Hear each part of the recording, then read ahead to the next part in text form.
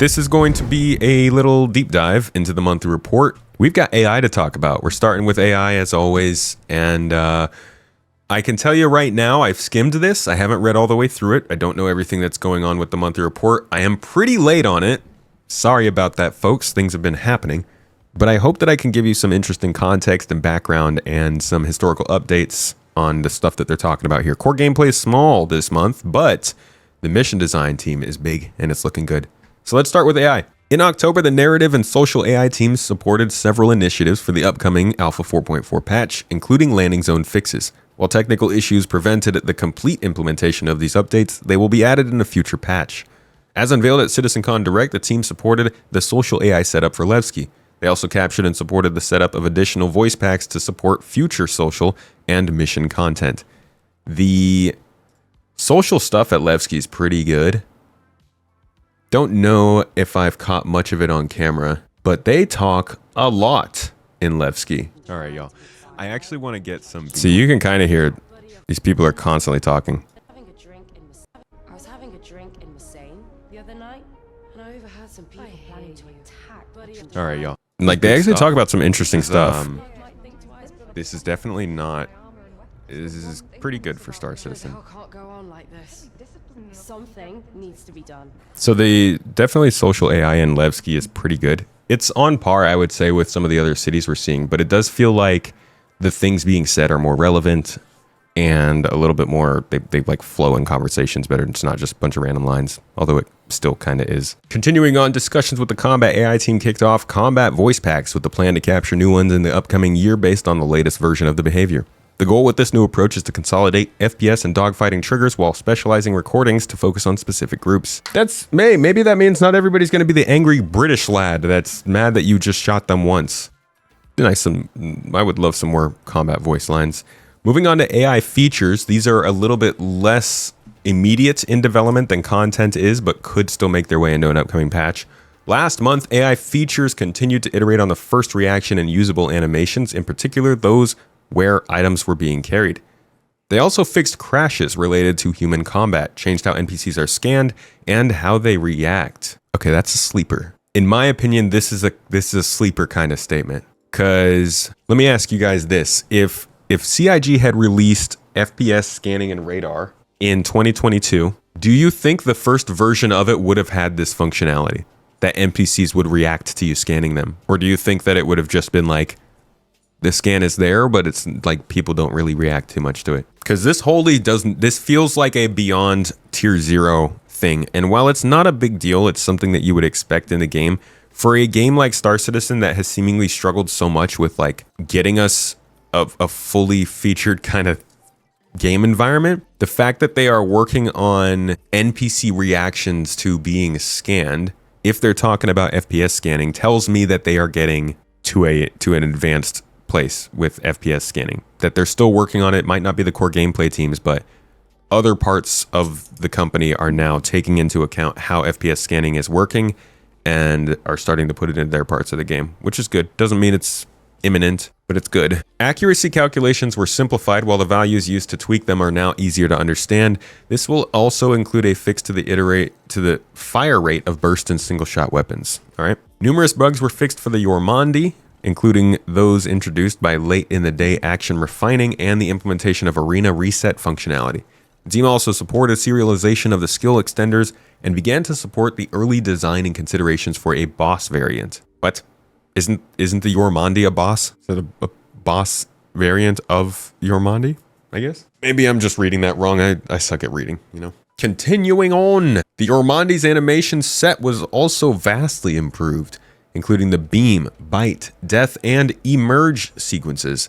The timing, posing, and blending of attacks were enhanced to feel more natural and threatening. Technical and visual bugs were also addressed, such as the weak spots, jitters, and animation playbacks. I like the Ormandi fight. I think it's pretty cool. I mean, it's a fairly basic boss, but I think it's some solid fodder. Nah, I won't call it fodder. It's solid. It's like a solid mid-tier game session. If I'm thinking about how I would like to enjoy an MMO, I would say like the ASD situation and then the Ormandi as a boss. If I took those as one game session. I would put that like around a 6 or 7 in terms of the significance of gameplay I want to be experiencing, with a 10 being, say, something that you could find in a modern AAA RPG kind of game. You know, we'll see how they do going forward with that. On to the AI tech team. This is even further away from implementation than the features usually are. But again, this is stuff that can still be roped into other content being delivered. The AI tech team made improvements to navigation mesh generation, including to the generation algorithm. They also updated navigation links, specifically to the traversal behavior when NPCs go through manual doors, elevators, and interruptibles. So this is the kind of tech that doesn't necessarily have to be in content. It can just be updated to what's already in the game. The team then implemented the first working version of the flight pathfinder through the voxel grid. Oh, the first pass of this system that manages AI agent scripting in the flow graph was completed. This enforces the validation of the action sequence to ensure the correct execution context is set in the systemic activities. That's a lot of big words, man. Providing a more reliable way to manually script agents and add extra guarantee that actions are validated and executed correctly. This included work on the critical flow mode for AI agents as well. While in this mode, failures in action execution are still reported as errors, but can be handled with fallbacks, allowing the flow to proceed instead of failing and potentially stalling. Dude, this was such a ridiculous way to describe. I mean, this was probably the best way to describe it if you're like talking about game development, but they didn't even really tell us what the flight pathfinder was. So this could be talking about AI in EVA. It could be talking about AI in ships. I'm assuming it's ships, but yeah, I don't know.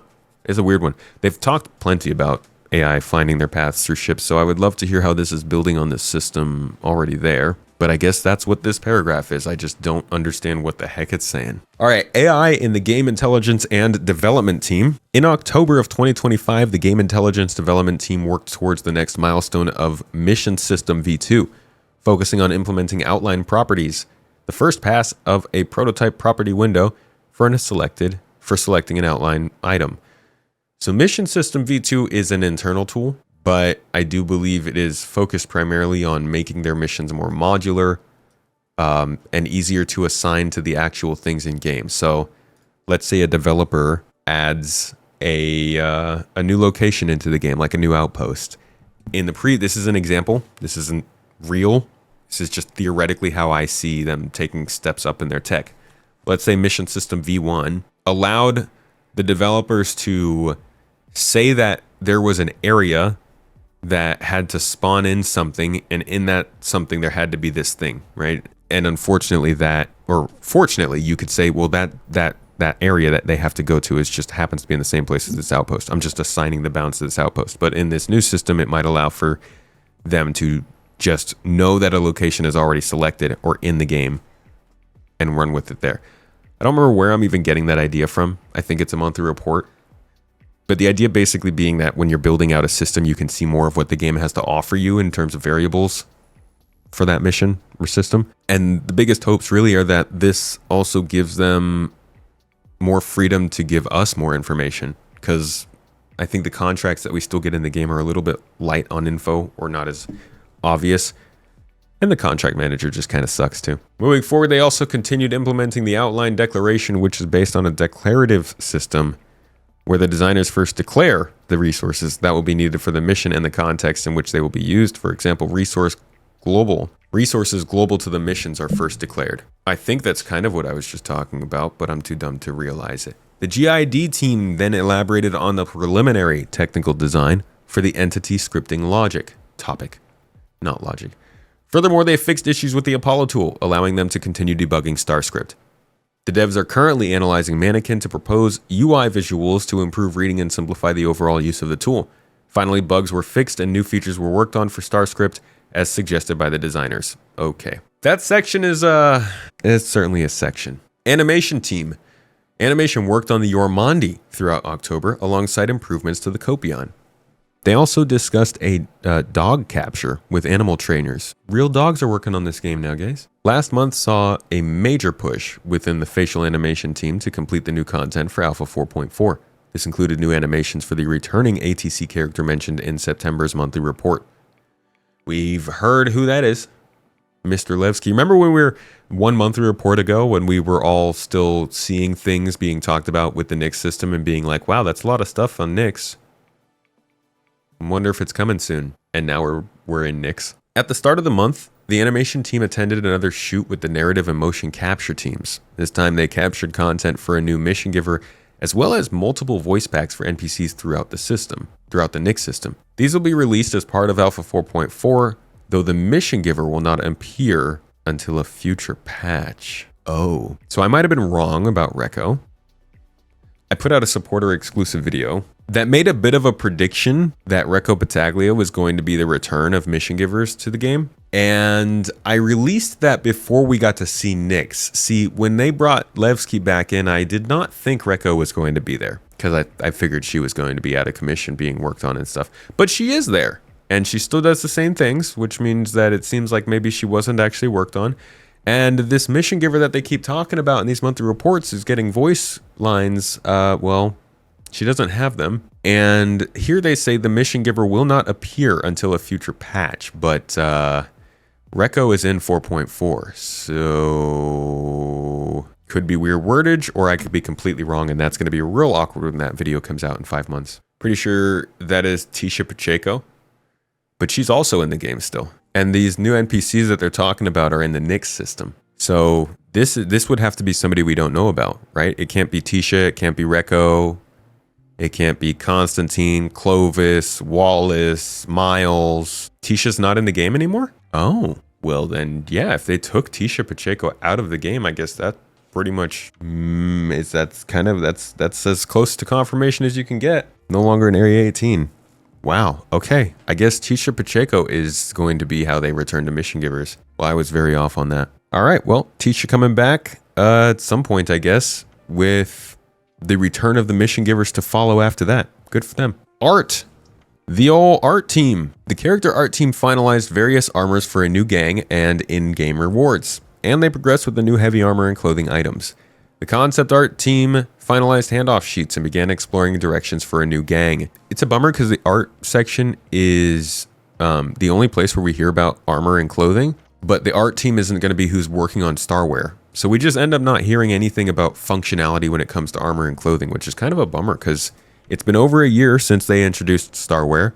They've released almost every piece of armor and clothing that was introduced during that presentation, but we still haven't actually heard much about what it means for us or how it's going in terms of development, which is a fairly common thing to say nowadays, but like the Geist armor is in there, right? I think actually we don't have this armor, but this helmet was added in. This armor was added in. This is just added in, I think 4.3 or 4.2 point something. There's like several of these here. This one was added in. I think this was the Antium armor, the tracker they call him. This race outfit was also added in. It's supposed to help to mitigate G-forces. Even this was added in as freaking concept art. Like all of this stuff from the Starware presentation got added in, but not the idea of wearing clothes with armor just yet. And they're not talking about it too much. I hope they do. I hope they do some point, because it'd be nice to be able to customize a little bit more. Apparently they did test specialized or physicalized helmets in the EPTU earlier. So I guess maybe that's something that could point towards armor making some steps up soon. All right, let's continue. Art on the ship section we're going to be coming back to, as we do. We've got core gameplay. Usually this is my favorite part of the update, but this one is tiny, as you can see this month. Sometimes it's big, sometimes it's not. They do have some interesting things to talk about on this one, though. The inventory is getting a revamp. We know this. We do. The core gameplay team is pushed forward on the inventory revamp. This involved working on the equipment area where players can add weapons, mods, and equipment, including tractor beams and medical guns. They said, we are bringing back the ability to have 2 weapons stored on your back while you hold a 3rd one in your hands. Yay! I get so freaking tired of trying to juggle my weapons in this game, man. Holy lordy, it's annoying. Let's take a look at what we have latest on the inventory, because they have shown it off. The inventory has hit me. There's only one other time that something has happened like the inventory, in my opinion. Check this out. So some concept images that they released. This was in, I believe, January of 2022 was when they were showing these off. And you see these, and your first thought is, these are cool, but it's Star Citizen. These are going to take literal years to get to our hands. Kind of like how we felt about the distribution centers, which were actually dropped in the game and then dropped from reality. But these, in a similar way, well, they kind of have been left alone in the game since they arrived. I really didn't think that they would get into the game too quickly, but it was only, I want to say, let's see, this is 2022. Yes, so this was in February of 2022. And then the other one, this was in May of 2022. And then this was in June of 2022. So in the space of like 5-6 months, they actually went from a concept that normally you wouldn't expect to get delivered to the game to an actual usable asset in the game. The other thing that they're doing this with, in my opinion, is the inventory. I am actually quite surprised at the speed at which they're moving with the new inventory. We can go back to this video where I believe they do show us a concept of the inventory. Here we go. So here was the first look we got at the inventory. And this was in July 3rd of 2025. Now we can see some of the stuff that they're describing in the monthly report. Let's go back to it. They say they're adding an area where players can add weapons, mods, equipment, including tractor beams and medical guns. So down here we have the equipment section. This is indeed new. Weapons, modifications, all that stuff. Very easy system to actually drag into. Much better than the looting screen we have now. And I won't even bring up the inventory because that's useless. But again, concept art, July 3rd, 2025. What I did not expect is that just a couple of months later, when they were in a talk with Benoit, they actually brought up, oh no, I'm sorry, not with Benoit. This was during CitizenCon. They actually showed us a working in-game version, just like with those derelicts that I did not expect to show up that quickly. So this isn't obviously close to being ready. There's plenty of problems with the way that the UI looks, but it is functional, and they have actually got working on it. That's not something that you're really expecting. Like when you hear about something from CIG, it's okay, you can admit it, I do too. You don't expect it to come anytime soon, but they got to work on this. So I think it's very possible we see some kind of testing on this year. It sounds like they're trying to push hard on it, and I think that's a good thing. They're realizing just how miserable the looting situation is, and the fact that like we need actual inventory management, not just the ability to pick stuff up and equip it. What they mentioned here, in addition, was that the team also worked on the different inventory tabs and floating item slots, kicked off the early stages of capital ship repair, rearm, and refueling. And yeah, I mean, there's not much else to say. This looks pretty similar to this. Like you can see that they're headed in that same direction. They've got the floating items here. Visibility is not great on this version, but I'm sure they'll get closer to this soon. Less cluttered too. Overall, I like where it's headed. I'm glad it's headed. I'm looking forward to it. I think it's going to be a great addition, but that's basically all core gameplay was on this week. Get that inventory in our hands. Let's see and pray that we get to test this in the tech preview at some point soon, and we can get the inventory rolling into the next couple updates. New inventory for 4.4? No, definitely not. But maybe 4.6 inventory? Somebody quote me on that. Judging by what's happening with it, I think maybe it could be a 4.6 kind of thing. Maybe. Finishing off on core gameplay, the work they did on the capital ship arm repair and refueling, which we heard about at CitizenCon, involved getting started on technical documentation to properly break down the necessary tasks. All right. Now, economy. Let's get interesting this month, whatever. The team spent last month building the economy of Nyx and giving the system character. As part of this, mining, refining, and shops received passes to ensure the right story is told through balance and numbers. Not bad. For freelance cargo trading, besides the usual changes and new trade routes, the team worked on a journal entry to steer players in the right direction and give insight into how they think about trading. I do really, really love that they're trying to define trade routes and stuff. Maybe we take a couple of, maybe during our streamathon, we do some testing of cargo hauling around Nyx and see if we could find any lucrative trade routes that we want to stick to. I haven't done trading in a long time. Let's continue on with the economy. Several missions were adjusted based on the salvage career developments. For example, missions should not spawn ships that give fairer rewards for the buy-in time. Missions should now spawn ships that give fair rewards for the buy-in time and effort invested. For salvage, okay. Following positive feedback on the faction competition missions, the team provided support for new missions and events currently in production. At the same time, they continued looking into ways to incentivize cooperative gameplay. Graphics, VFX programming, and Planet Tech. It's such a weird grouping, in my opinion, but I guess they all do work together. These are the people like Will Haynes and Ali Brown. Following the preview channel testing of Vulkan, the graphics team fixed many performance issues, the vast majority of which were caused by running out of video memory. With Vulkan, all memory is managed manually by the game rather than the driver. In Engine, there were several features that didn't have a memory cap or correctly report their expected memory usage. That's an interesting one. This meant that in the graphics options menu, a lower video memory usage was reported than the reality. And once players ran out, the performance declined significantly. Most of these issues were addressed, however, video memory usage is still higher than desired, so several optimizations are underway to address it. Alongside Vulkan, the team's other major PU initiative is the Planet Tech aspect of Genesis. While this is still ongoing, the devs are starting to achieve the desired visual quality in a variety of areas, as demonstrated at CitizenCon Direct. In parallel, there are several in-game progress systems that will bring performance and memory usage to the desired level.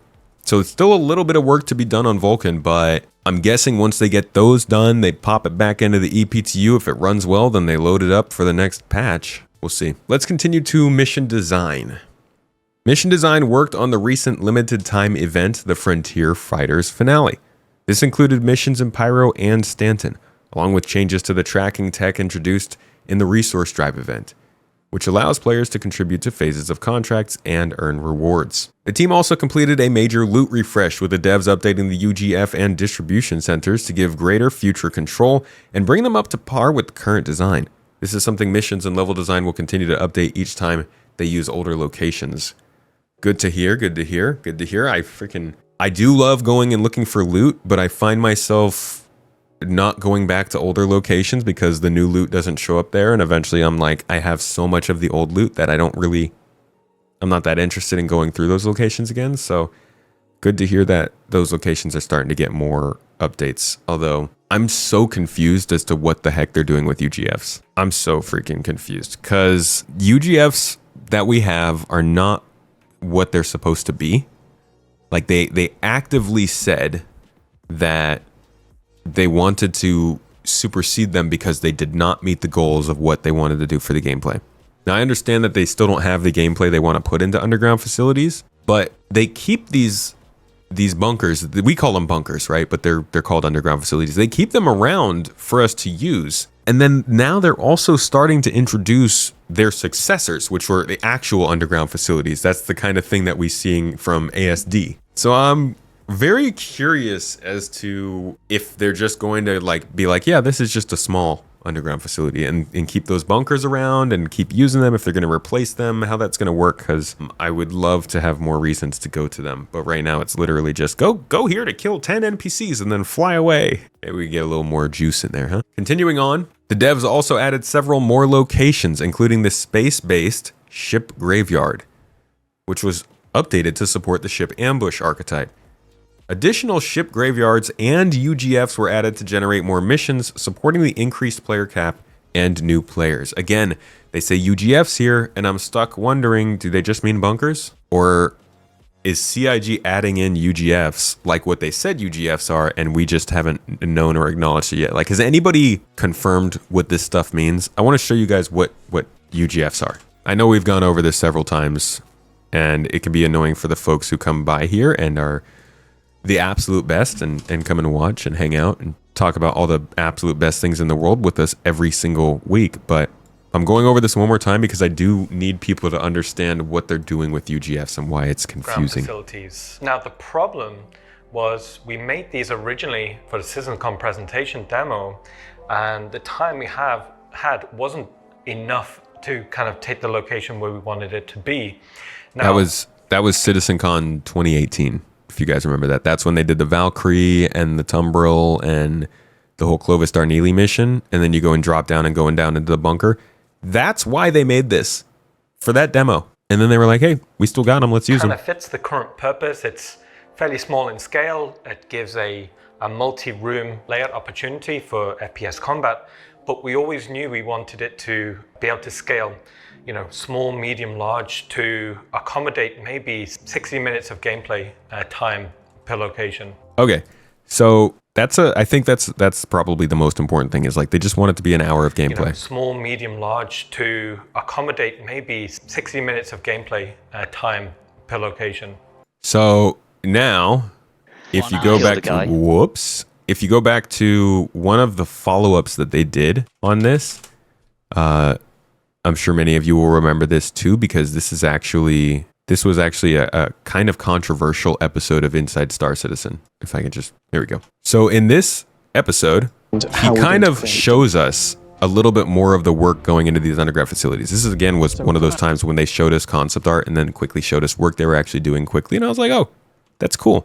And then it didn't really go very far, but you can see that he's showing us like a lot of the progress and things that have to be done to make these underground facilities happen in terms of the planning and breaking out the tasks.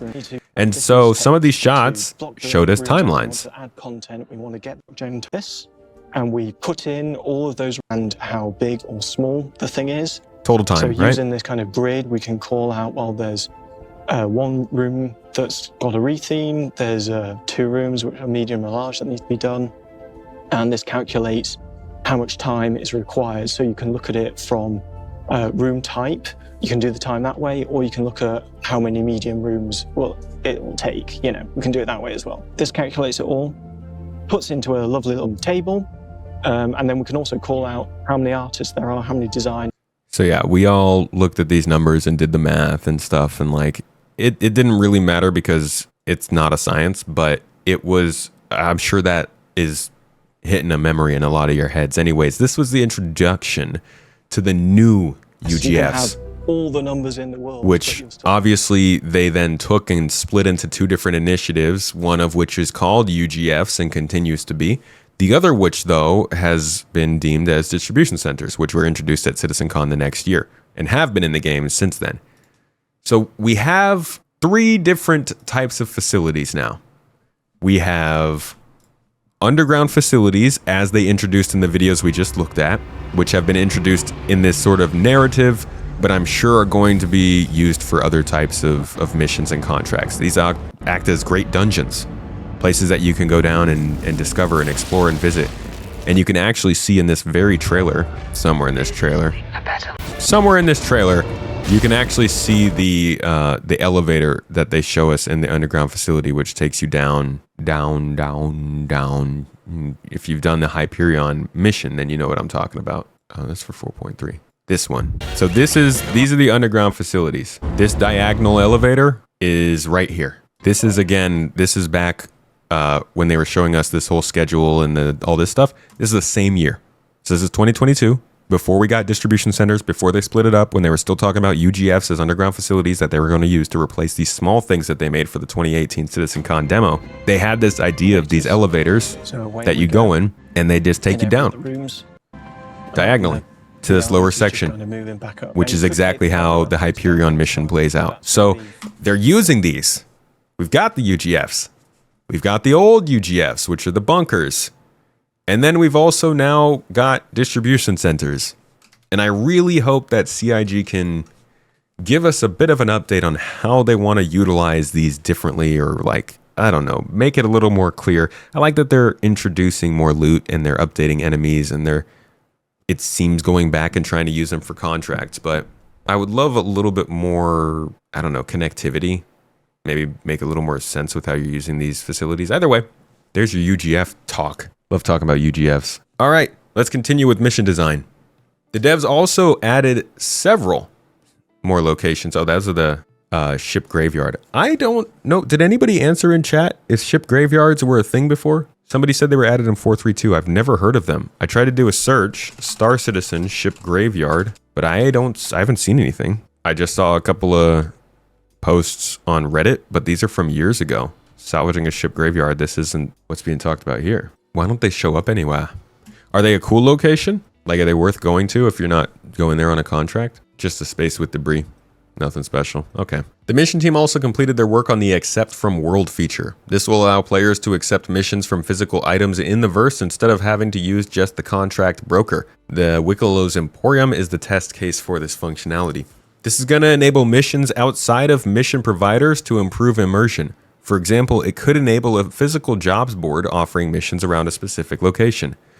This, in my opinion, is how they should handle exploration gameplay. In order to get contracts for exploration, you should have to go to the local space station and specifically pick up the scanning contracts that you have to turn in. Nothing there behind besides the contract. That sucks. The team also set up the new courier tech at existing locations to make them more robust when they go online.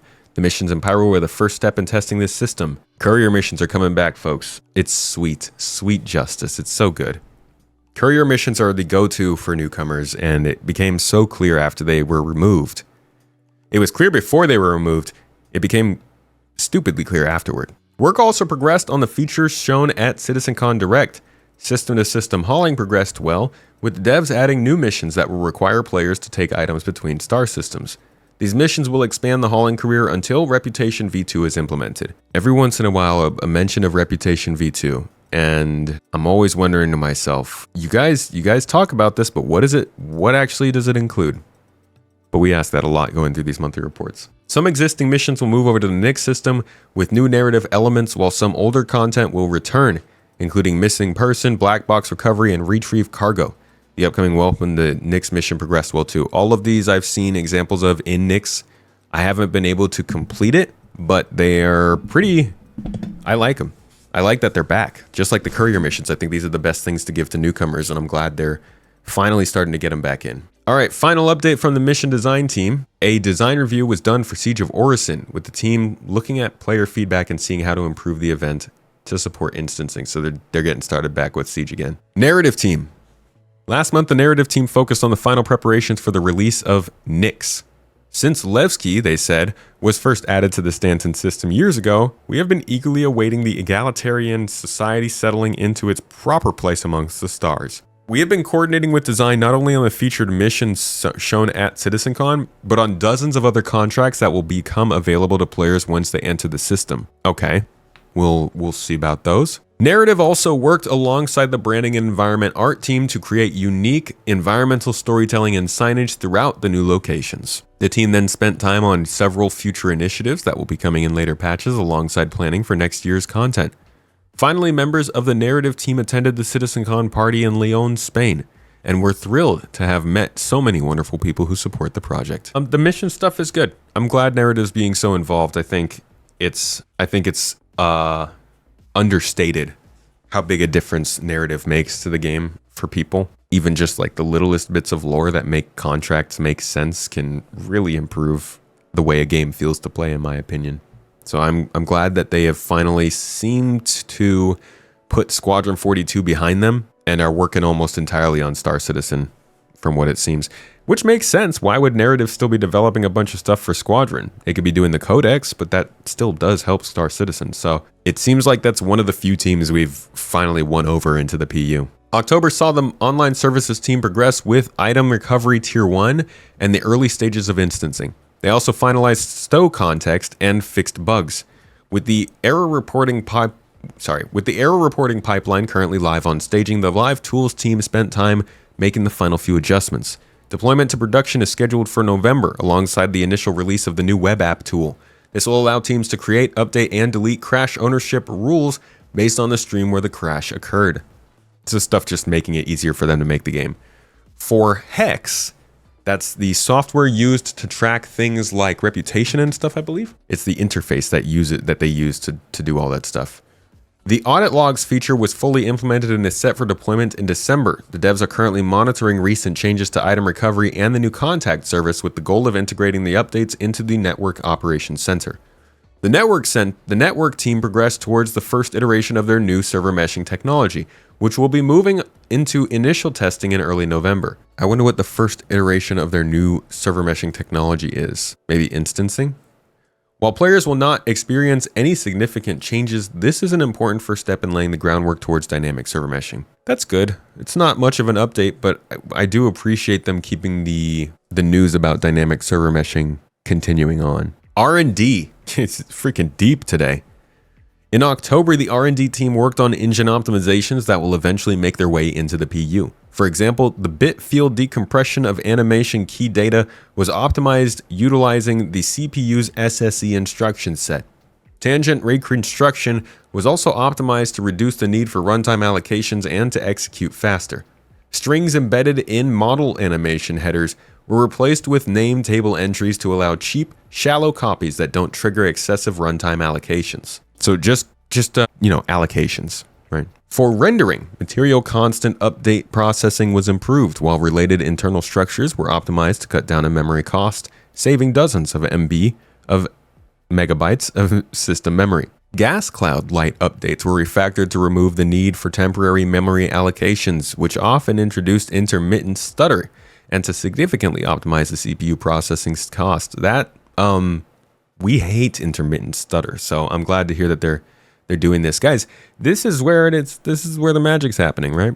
How many people do you run into on a daily basis in Star Citizen conversation who are like, they should just stop adding things and fix the stuff that they have? Why aren't they optimizing? How about an update on optimization on how they're fixing the game? Just copy this and send it to them, because people just don't believe it. Now, is CIG successful in fixing all their bugs? No. Is the game running perfectly? Absolutely not. Is it even running, 80% better than it was a year ago? No. It's seen iterative improvements. But the idea that CIG is not, yes, adding stuff to the game, but also trying to fix the stuff that's already there in some aspects is, I guess, ignoring the fact that the game even still works. Like, they couldn't just drop updates in and the game doesn't break and they have to fix it. They're fixing bugs every patch. You have to. That's how software development works. But they aren't keeping all of the content working. Stormbreaker, I still don't know if that's working. And I think that is a problem that could continue to spread.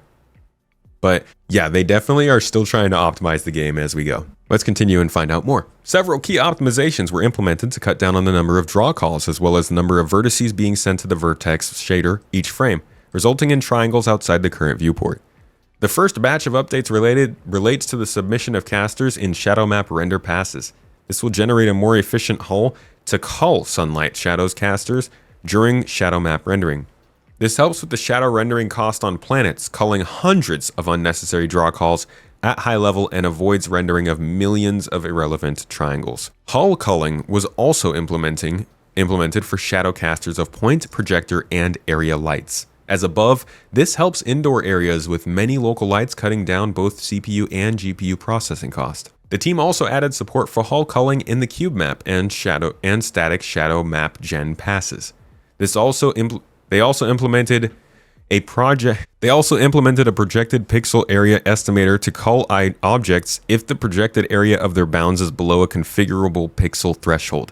This is just like, these combinations of words aren't normal, dude. It's so hard to read these smoothly. The second batch of optimizations concern the sub-object culling of complex meshes to reduce draw call and poly count in general and shadow passes.